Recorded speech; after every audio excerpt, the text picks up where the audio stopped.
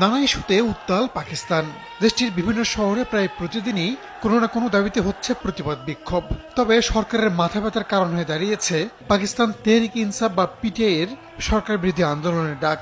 তাদের নেতা ইমরান খানকে মুক্তি না দিলে দ্রুত সরকার পতনের আন্দোলন শুরু হবে বলে হুঁশিয়ার দিয়েছে দলটির নেতাকর্মীরা। এমন অবস্থার মধ্যেই পাকিস্তানে দেখা দিয়েছে ইন্টারনেট বিভ্রাট। দেশটির গণমাধ্যমগুলো বলছে ইন্টারনেট সচল থাকলেও এর গতি অনেক কম।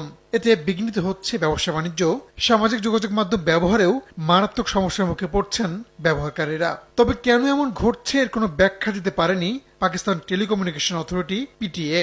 এ বিষয়ে মুখে যেন কুলুপ এঁটেছে পাকিস্তানের শাহবাজ সরকারও। যদিও ইন্টারনেট বিভ্রাটের কারণে সরকারকে দায়ী করছেন দেশটির নেটিজেনরা।